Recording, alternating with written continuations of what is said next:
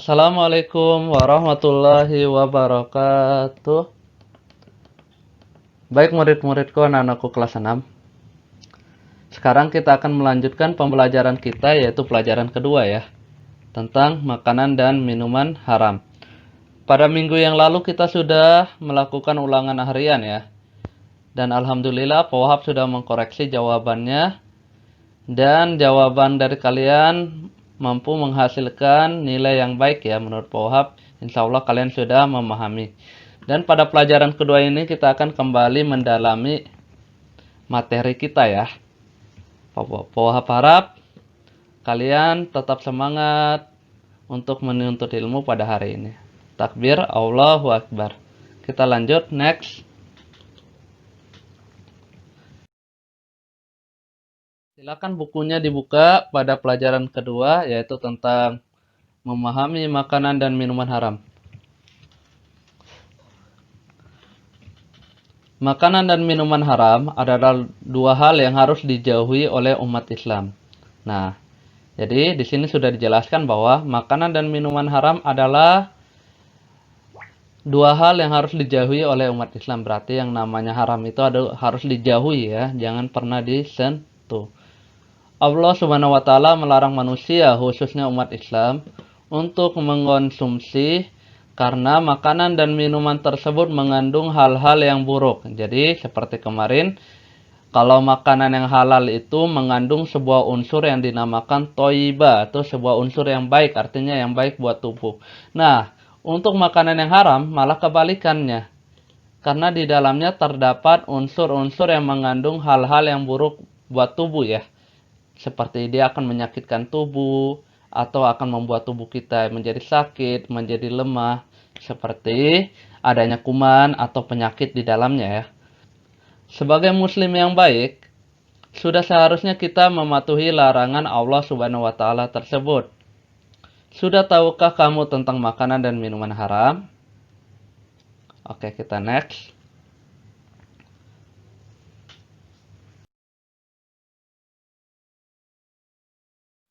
Pengertian makanan dan minuman haram.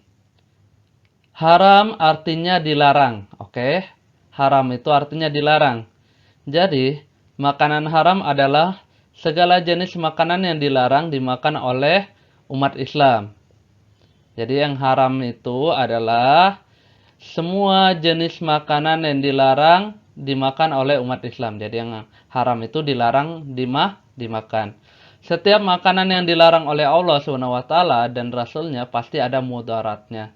Mudaratnya ini artinya kebalikan dari toiba ya. Kalau toiba itu baik, ada sesuatu yang menyehatkan tubuh. Kalau ada mudarat itu artinya sesuatu yang ada bahayanya di dalamnya. Oke? Meninggalkan yang dilarang pasti ada manfaatnya dan akan mendapatkan pahala. Jika kita melanggar ketentuan tersebut, kita akan berdosa. Jadi ketika kita menyentuh makanan yang haram, konsekuensinya kita akan diberikan dosa oleh Allah Subhanahu wa taala karena kita sudah melanggar ketentuan Allah, peraturan dari Allah. Dalam kondisi darurat, makanan haram boleh dimakan secukupnya saja. Misalnya, demi kelangsungan hidup agar tidak mengakibatkan kematian. Jadi, kondisi darurat artinya contohnya kayak seorang tentara, dia pergi berperang misalnya, kan perang itu lama misalnya di hutan. Terus selama 6 bulan atau 8 bulan dia belum makan sama sekali misalnya. Makanannya habis, maka dia dibolehkan untuk makan makanan yang haram. Seperti dia memakan ular atau binatang-binatang yang haram. Akan tetapi dibolehkan demi kelangsungan hidupnya agar dia tidak mati aja gitu. Tapi makannya jangan berlebihan seperti itu. Oke, next.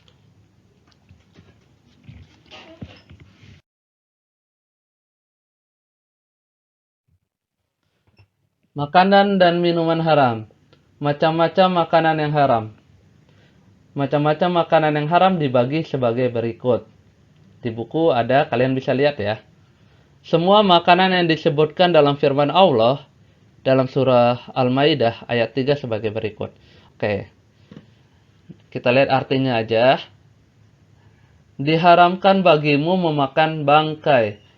Bangkai di sini adalah semua hewan yang matinya itu dia tidak mengucapkan, artinya matinya gara-gara bukan disembelih ya, artinya dipotong dengan membaca bismillah atau lafal Allah, dan matinya itu seperti digigit sama hewan lain terus dia jadi bangkai, terus matinya karena gara-gara ditembak atau diburu ya.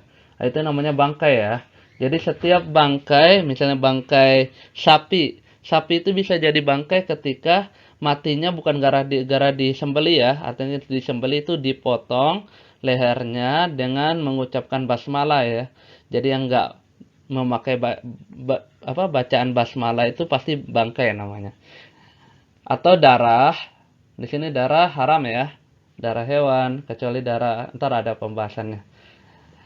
Terus daging babi itu udah pasti haram ya, karena daging babi kan terdapat mudorot di dalamnya, banyak sekali apa namanya penyakit ya, kalau bahasa ulama ya, banyak sekali penyakit di dalamnya, salah satunya seperti adanya cacing pita. Nah, dan daging hewan yang disembelih bukan atas nama Allah ya. Nah, jadi daging hewan yang disembelih bukan atas nama Allah itu pasti haram. Yang diterkam binatang buas. Nah, binatang-binatang yang sudah diterkam artinya sisa makanan dari binatang buas, misalnya sapi dimakan sama serigala, terus sapi tersebut udah haram buat dimakan. Kecuali sempat kamu sembeli, kecuali sapi itu sudah pernah disembeli ya. Dan diharamkan pula yang disembeli untuk berhala. Jadi yang makanan yang disembeli artinya dipotong bukan karena Allah ya, dipotong karena orang-orang yang menyembah berhala, misalnya dia pengen kasih sesembahan buat patung misalnya kayak gitu, itu haram ya. Oke, kita langsung next saja, ini nggak ada hubungannya. Kita next.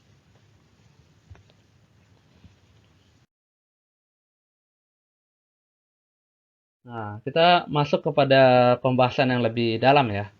Bangkai. Bangkai maksudnya hewan yang mati dengan sendirinya ya, tanpa disembeli.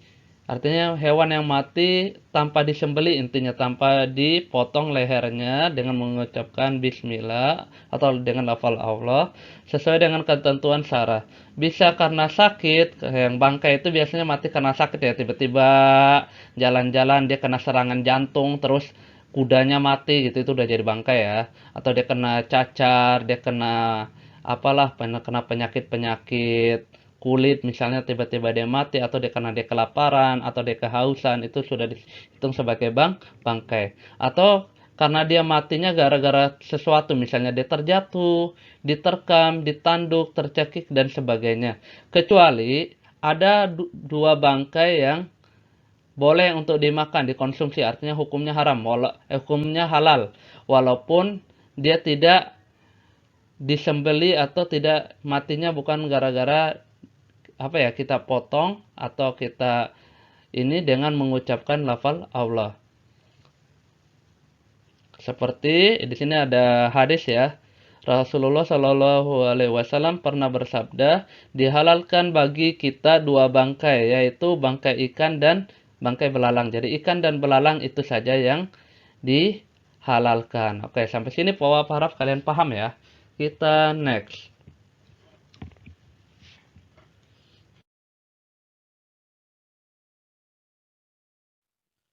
Macam-macam makanan yang haram yang kedua tadi kan satu ya, yaitu bangkai. Sekarang darah. Maksudnya darah, maksudnya darah yang mengalir keluar dari tubuh hewan yang disembeli, termasuk darah yang dibekukan, yaitu marus, kecuali hati dan limpa. Jadinya kita nggak boleh meminum ya, artinya sini minum ya, darah dari tubuh hewan ya, itu udah nggak boleh, kecuali hati dan limpa. Oke, lanjut. Daging babi ya, atau lahmul hinzir ya, itu daging babi itu udah nggak boleh ya, udah pasti nggak boleh. Meskipun disebut daging babi khusus, tetapi yang dimaksudkan ayat tersebut adalah seluruh bagian dari babi seperti tulangnya, lemaknya, kulitnya, dan bagian lainnya. Jadi keseluruhan yang namanya babi itu nggak boleh untuk dikonsumsi. Yang keempat, daging hewan yang disembeli atas nama selain Allah. Maksudnya kalau kita kurban itu kita menyembelih hewan itu atas nama Allah kan. Tapi di sini yang maksudnya adalah kita menyembelih hewan untuk kita kasih sesembahan. Misalnya kita ada pohon, kita anggap pohon itu sebagai Tuhan, misalnya terus kita potong hewan, kita kasih kepada pohon tersebut. Nah itu nggak boleh ya, itu nggak boleh. Atau seperti dewa, atau sesuatu yang dianggap keramat. Oke, kita next. Selanjutnya,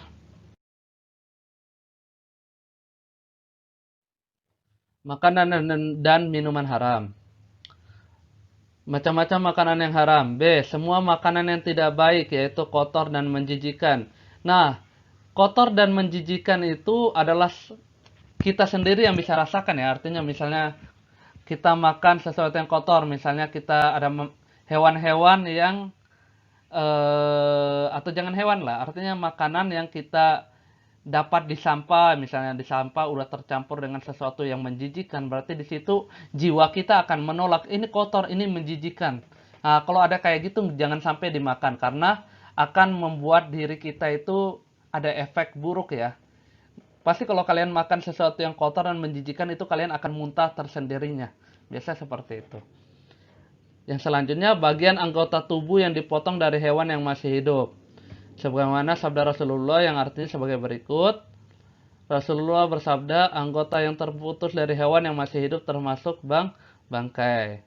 Jadi intinya di sini hewan-hewan seperti hewan ternak itu harus di ini dulu ya, disembeli dulu baru bisa dimakan ya. Nggak bisa langsung asal-asal dipotong gitu ya.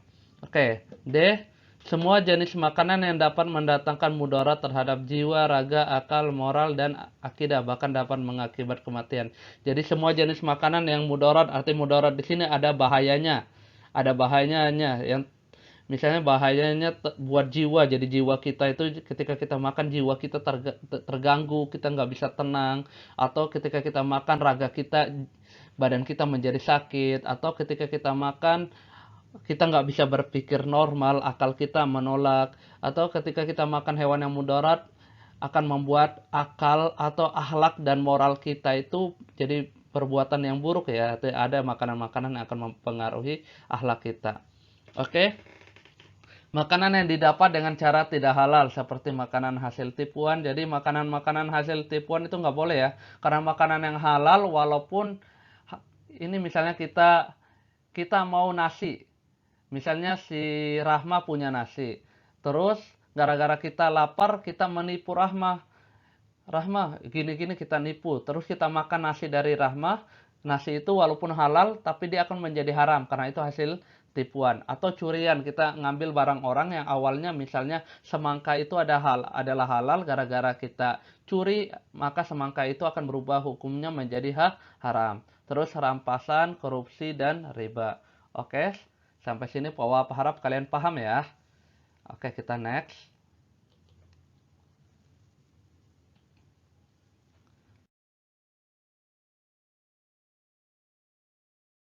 Oke, sekian dari Pak Wahab. Pak Wahab harap penjelasan Pak Wahab yang singkat ini bisa kalian pahami dan menjadi ilmu yang bermanfaat dan berkah dan berguna bagi diri kalian. Khususnya buat kalian yang kelas 6, Pak Wahab doakan semoga cita-cita kalian tercapai. Amin ya rabbal alamin. Sekian dari Pak Wahab. Assalamualaikum warahmatullahi wabarakatuh.